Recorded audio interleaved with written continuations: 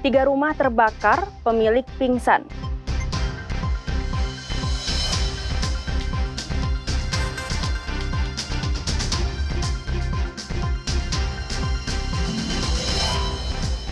Periode mudik penumpang bandara capai 200.000 orang.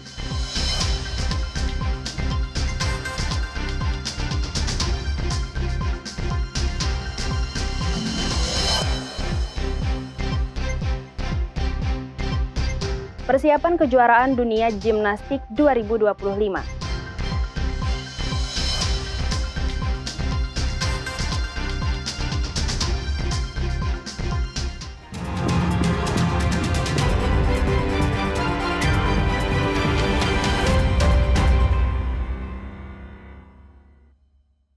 Halo, selamat pagi saudara. Senang kembali berjumpa dengan Anda di Kompas Kalsel hari ini, Selasa 15 April 2025. Selain 3 sorotan utama tadi, kami juga memiliki beragam sajian informasi menarik lainnya. Bersama saya Aulia Tasya, selama 30 menit ke depan akan menemani pagi hari Anda. Hanya di Kompas TV, independen, terpercaya.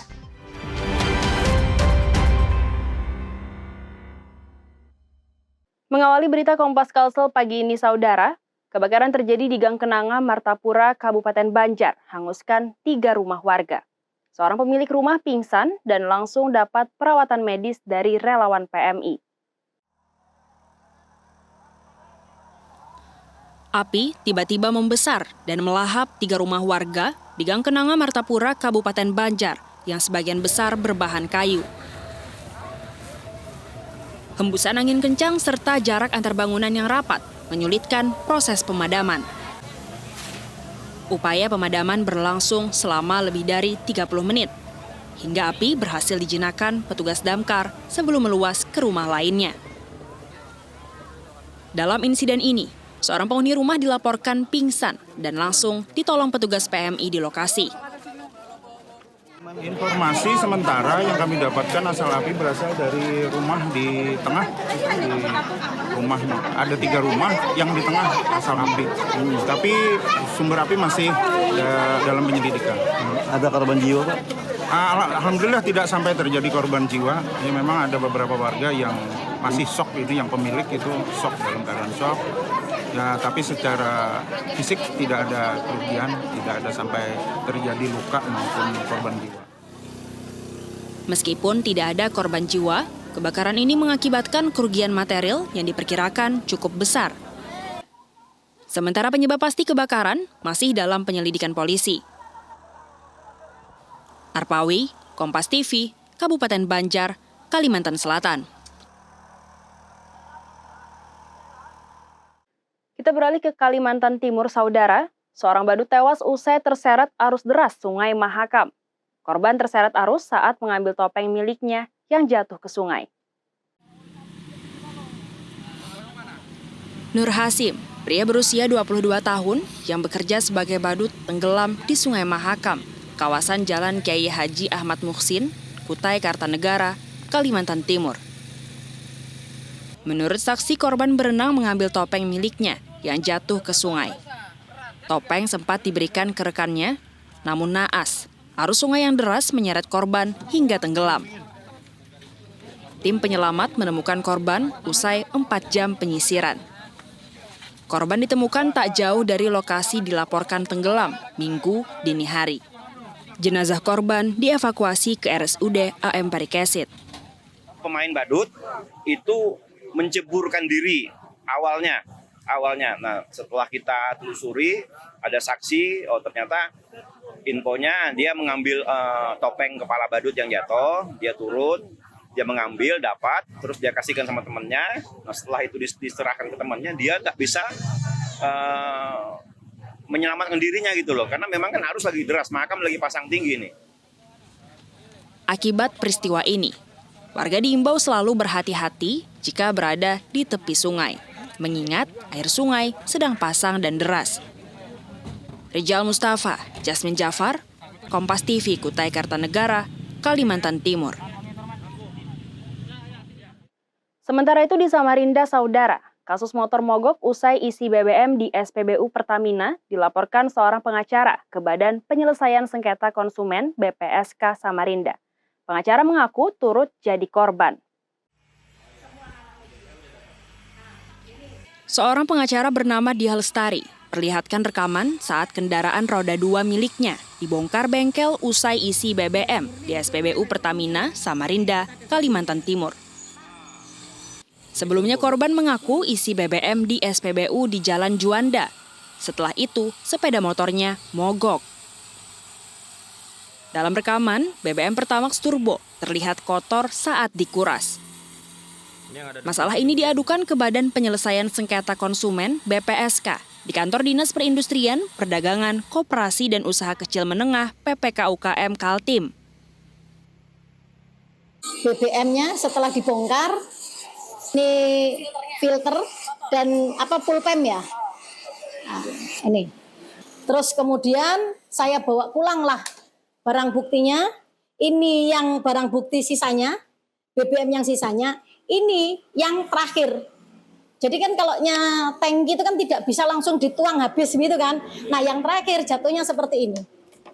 Nih, jadi di sini kayak ada endapan gitu. Kayak endapan warna hitam ini. Kasus kendaraan mogok usai isi BBM di sejumlah SPBU di Samarinda ramai terjadi. BPSK menerima 8 aduan kasus BBM yang diduga dioplos hingga dituding sebabkan kendaraan warga rusak. Sudah ada 8 pengaduan, baik melalui web Sikomeng, Aksi Konsumen Cerdas Ayo Mengadu, maupun yang secara langsung datang ke kantor kita. Dari beberapa yang mengadu itu ada satu pengadu yang datanya sangat lengkap. Nah itu yang akan kita coba tindak lanjutin dengan BPSK, melalui BPSK antara si pengadu dengan pelaku usaha. Dalam hal ini pelaku usahanya adalah pihak Pertamina. Rencananya, dinas terkait dan BPSK segera memediasi konsumen dan Pertamina. Rijal Mustafa, Jasmine Jafar, Kompas TV Samarinda, Kalimantan Timur. Kita beralih ke Kabupaten Banjar, Saudara. Genangan air setinggi 15 cm yang merendam akses jalan menuju SDN Sungai Batang Ilir 1, Kabupaten Banjar, memaksa para wali murid bertindak cepat. Mereka bergotong royong membangun titian dari kayu agar anak-anak tak lagi bersekolah dengan celana basah.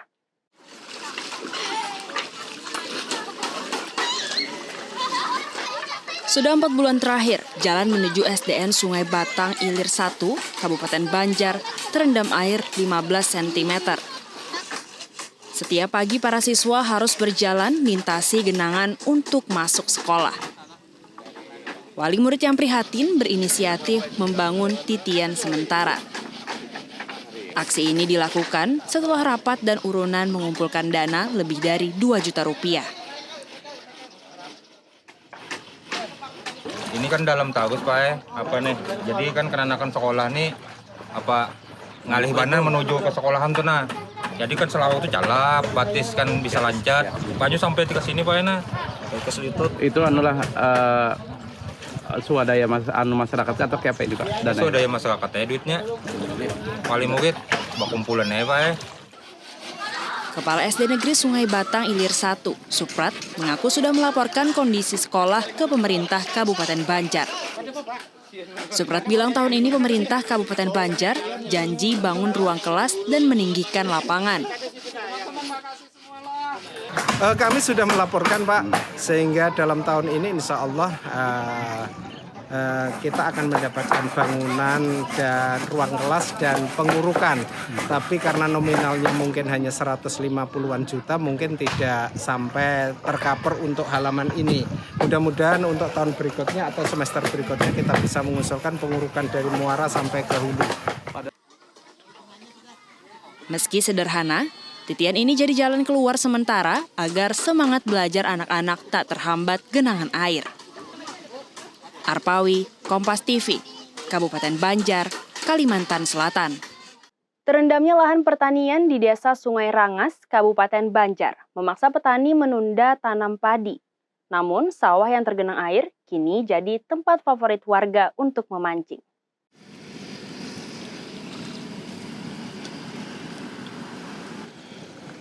Sawah yang tidak bisa ditanami berubah jadi spot atau lokasi mancing dadakan. Warga terlihat coba peruntungan dengan memancing ikan di tengah lahan pertanian yang tergenang. Aktivitas ini dimulai sejak Jumat lalu. Setelah beredar cerita, sejumlah pemancing berhasil dapat banyak ikan nila dan papuyu. Lahan ini pun ramai didatangi warga yang ingin isi waktu libur dengan memancing. Karena di sini biasanya dasar banyak ikan nilainya. Tiap tahun di sini dasar rame. Dan ada kemungkinan hari-hari itu dapat. Karena hari ini kita sepi hari ini. Kemungkinan esok rame. Meski bukan tempat pemancingan resmi, sawah tergenang ini jadi alternatif pilihan bagi warga bersantai dan rekreasi tanpa biaya. Arpawi, Kompas TV, Kabupaten Banjar, Kalimantan Selatan. Saudara, usai jeda kami akan kembali dengan informasi menarik lain. Di antaranya, periode mudik penumpang bandara capai 200.000 orang. Selengkapnya kami hadirkan usai jeda berikut.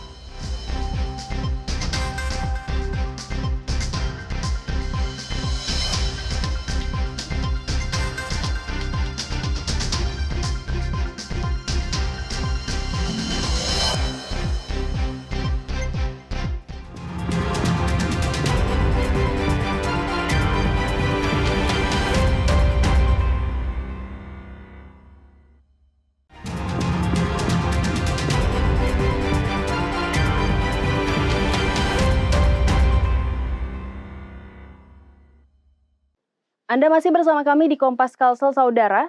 Selama periode mudik 2025, jumlah penumpang di Bandara Syamsuddin Nur meningkat 2,2% dari tahun 2024. Pergerakan penumpang mencapai lebih dari 208.000. Lebih dari 208.000 penumpang tercatat di Bandara Syamsuddin Nur selama mudik Lebaran tahun 2025. Jumlah ini naik 2,2% dari tahun sebelumnya dengan pergerakan pesawat 1.600 kali. Rata-rata sekitar 91 pergerakan pesawat per hari. Puncak arus mudik terjadi 28 Maret dengan total 12.200 penumpang. Sementara puncak arus balik terjadi 6 April dengan total 12.900 penumpang. Kalau untuk secara akumulatif yang kita monitor adalah bahwa kaitan dengan pergerakan penumpang mengalami peningkatan ya. Memang angkanya di angka sekitar 2,2% peningkatannya. Ada peningkatan tapi memang tidak sampai dengan 2 digit ya. Meski peningkatan penumpang tidak signifikan, pihak Bandara Syamsuddin Nur mencatat kenaikan cukup tinggi pada sektor kargo, yakni 13,2% dengan volume kargo terangkut 2.300 ton, rata-rata 133 ton per hari. Nabila Ceva, Kompas TV Banjarbaru, Kalimantan Selatan. Saudara, arus mudik dan balik Lebaran 2025 di Pelabuhan Trisakti Banjarmasin dinyatakan lancar dan aman. Tahun ini jumlah penumpang tak seramai tahun lalu karena turunnya harga tiket maskapai penerbangan. 22 hari pelaksanaan posko terpadu angkutan laut Lebaran di Pelabuhan Trisakti Banjarmasin. Tercatat total penumpang naik dan turun mencapai 26.717 orang. Kantor Kesyah Bandaran dan Otoritas Pelabuhan KSOP Kelas 1 Banjarmasin menyebut jumlah penumpang turun sekitar 7% dibandingkan momen mudik dan balik Lebaran tahun lalu. Di antaranya dipengaruhi turunnya harga tiket pesawat. Secara garis besar, KSOP pun menyatakan arus mudik dan balik di Pelabuhan Trisakti Lebaran 2025 aman dan lancar. Kalau evaluasi kami selama pelaksanaan itu sebenarnya tidak ada yang signifikan. Namun demikian kami masih melihat perlunya peningkatan apa nanti di sarana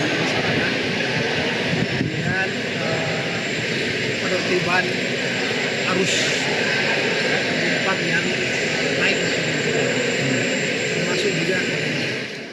Posko telah resmi ditutup 11 April lalu. Sementara, meski tidak signifikan, KSOP akan tetap lakukan evaluasi seperti peningkatan sarana prasarana dan penertiban arus. Syamsul Alam, Kompas TV Banjarmasin, Kalimantan Selatan. Sementara itu di Kalimantan Timur, Saudara, Menteri Lingkungan Hidup kunjungan kerja ke Kota Balikpapan, datangi tempat pembuangan akhir Manggar. Kota Balikpapan dinilai layak jadi percontohan pengelolaan sampah. Tempat pembuangan akhir atau TPA Manggar jadi tujuan kunjungan kerja Menteri Lingkungan Hidup di Kota Balikpapan.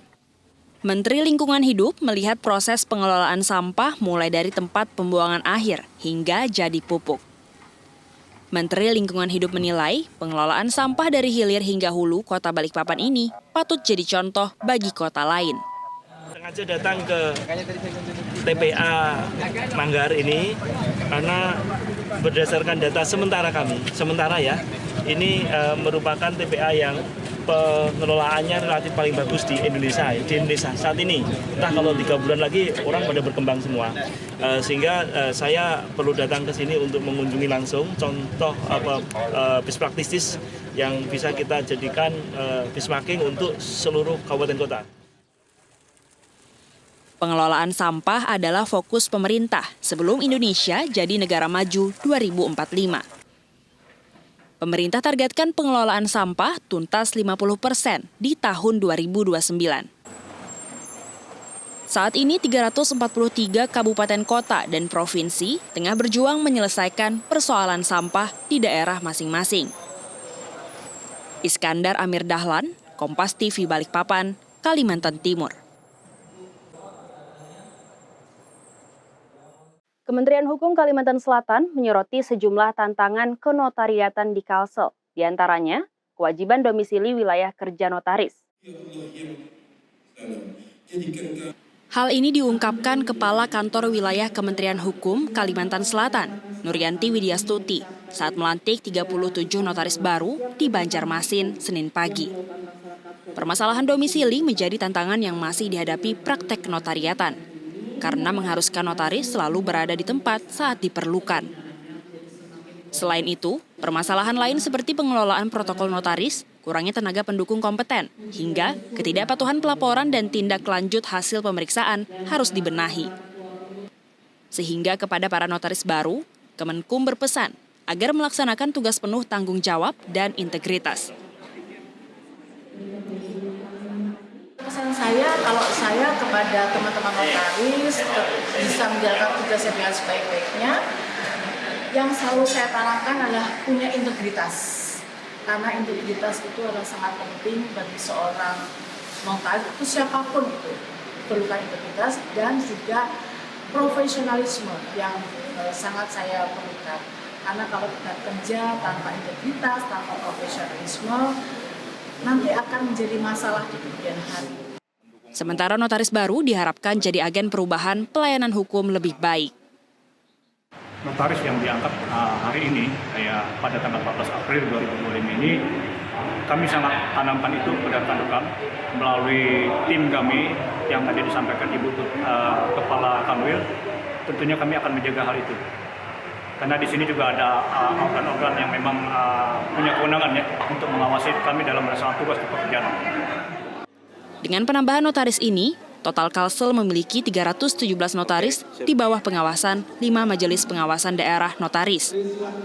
Syamsul Alam, Kompas TV Banjarmasin, Kalimantan Selatan.